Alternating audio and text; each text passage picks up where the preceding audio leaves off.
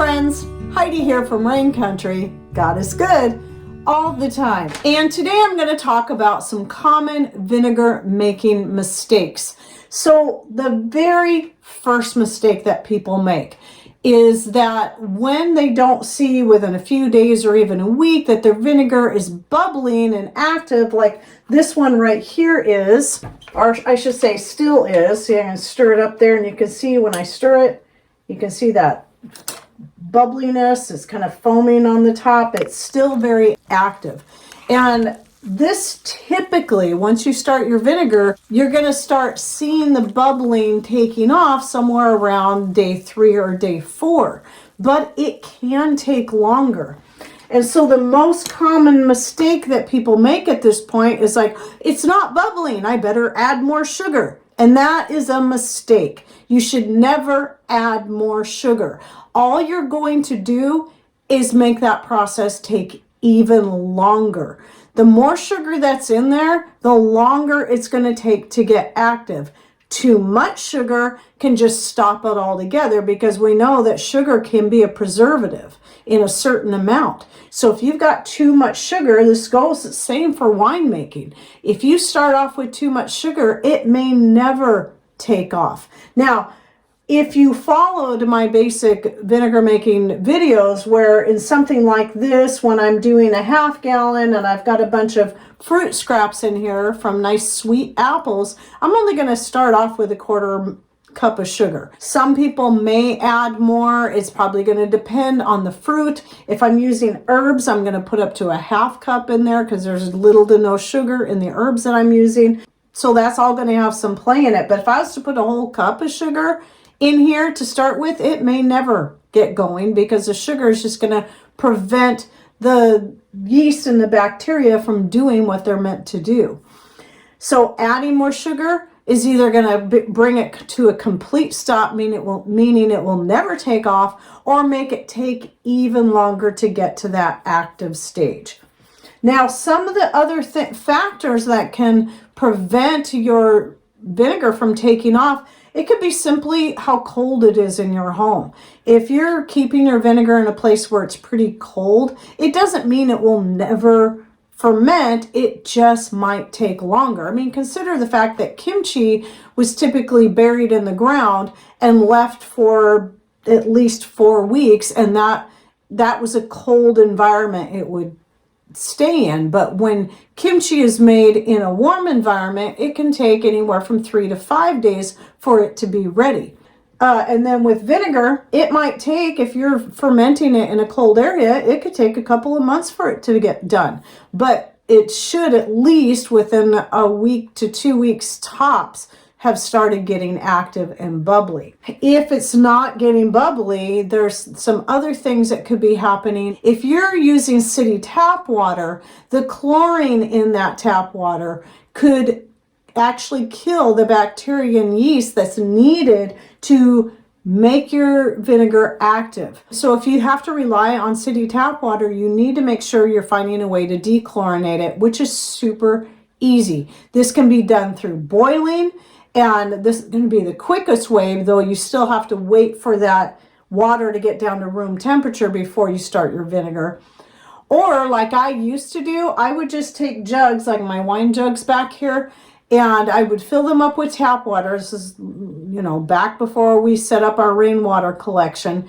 And then I would put a cloth over that with a rubber band. And since it was such a small opening, I would leave it for at least a week. But I would have several jugs of water dechlorinating, and always start with the one that had been sitting out the longest, because it will dechlorinate just by off-gassing, which is the purpose of the cloth, is so that it can still off-gas but prevent lint and dust and whatever, bugs and so on, from getting into the water at the same time. And then also another thing I don't always think to mention, if you're using your own well water, but your well water has a high mineral content, high minerals can affect your ferment. It can actually kill a ferment. Just think about something like silver, which is a natural antibacterial. Well, if you've, other minerals can work the same way. You know, even copper, if you got a lot of copper in your water, that can also prevent it from fermenting. So a high mineral content is something that needs to be avoided. So you may need to be filtering your well water if that is the case. Another thing that can be high in minerals is using something like molasses or coconut sugar to ferment with, or any darker sugar that still has the molasses in it, because molasses is high in minerals. And so that can also slow or prevent a good ferment, or just stop it altogether. So this is why typically in my vinegars, I just use organic cane sugar. I never use plain white sugar, never even have that stuff in my house, except for the white cane sugar I use for the feeding the hummingbirds, because they shouldn't have the organic cane sugar that is blonde because of the minerals in it.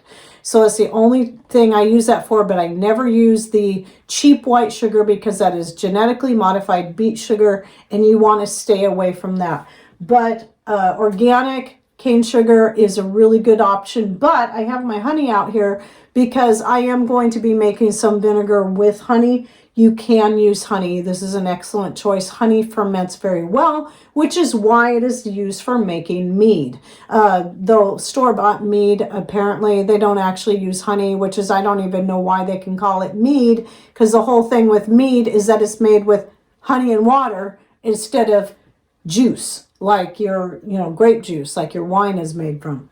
So silly. And the ratio would be the same. So if you're doing something like this, where I've got all these apple scraps in here, I would put in about 1/4 cup of raw honey into here. And then if I'm making it out of herbs, then I might use up to 1/2 cup of the raw honey in my 1/2 gallon jar.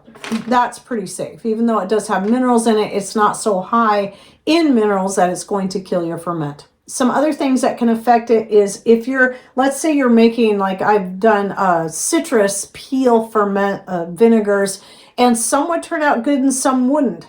Well, typically the ones I was using to make those vinegars, I was using those vinegars as a cleaning vinegar rather than one that I was ingesting. So I wasn't so worried about that fruit not being organic. And now I just don't even buy non-organic citrus at all anymore. So I was using non-organic citrus peels. And I think that's what the problem was, is because those citrus peels are going to be, that's where your chemicals and everything that are, pesticides and fertilizers, they're going to be in that peel. And if you're using that to make your vinegar, that could also affect the outcome of whether or not it's actually going to do anything, or even if it does, it may turn out very weak. Now, some other common mistakes would be, as you can see this vinegar right here, it looks very cloudy.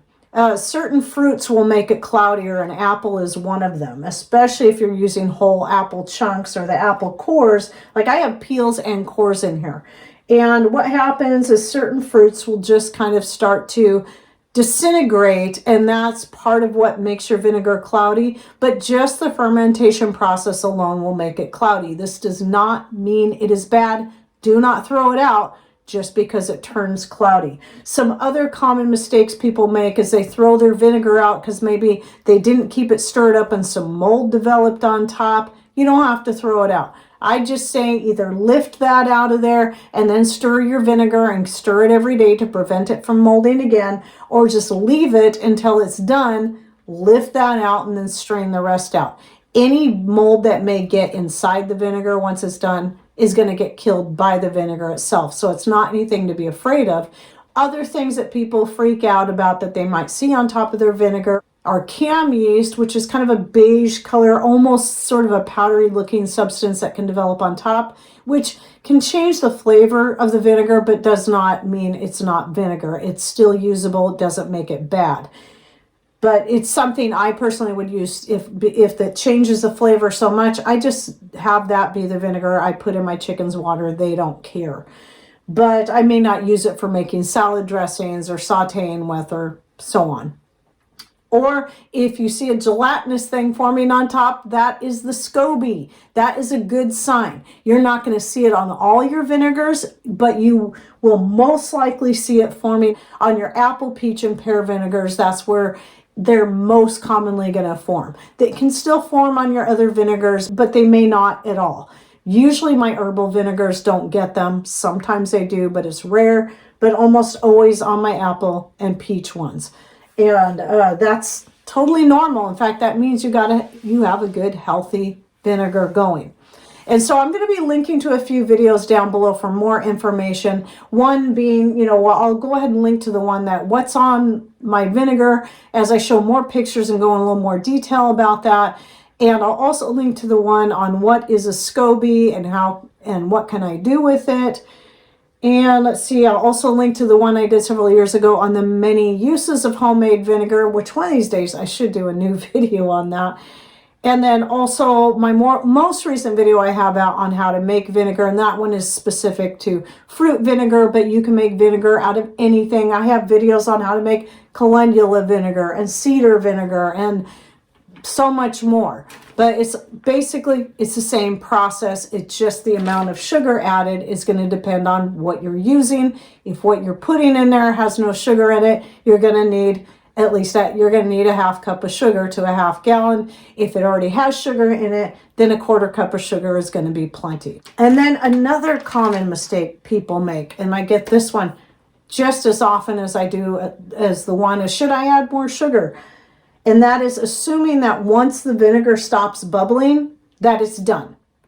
Well, that means it's only halfway there. If you're not seeing any more activity going on there, that means only the first half of the process is done. That means that it's worked through the sugars and now has converted the sugars into alcohol. It's going to need at least 2 more weeks to convert that alcohol into acetic acid. I've been trying to figure out where people keep getting this idea, because I've never said that it's done when it's done bubbling. I've never said that in regards to vinegar. Then it dawned on me, people might be watching my winemaking videos and getting the facts mixed up. So, either way, typical time for be it wine or be it vinegar is going to be about 30 days. Give or take a few days. Sometimes it can take 6 weeks. It's all going to be dependent on the temperature of your home, the amount of sugar, and so on. But vinegar, when it's done bubbling, it's only halfway done. But when it's winemaking, when it's done is when you stop seeing bubbles going through the airlock. That means it's done. But vinegar, if you were to put an airlock on it, it would keep bubbling like this for a couple more weeks, but then you would have wine. So to get it to turn to vinegar, you have to have this oxygen exposure, especially in the last 2 weeks. Just put a cloth cover on it and then let it do its thing. Stirring it once a day will prevent mold buildup. And this we're turning into alcohol. We're not trying to turn it into vinegar. So make sure you get that straightened out, because I've never once said that vinegar is done when it stops bubbling. Nope. It's still going to need at least 2 more weeks. Remember to check in the description box down below for more videos that are specific to vinegar making and answering a few more questions by clicking on more or show more somewhere right down here below the video screen. And thanks for watching. Take care and God bless.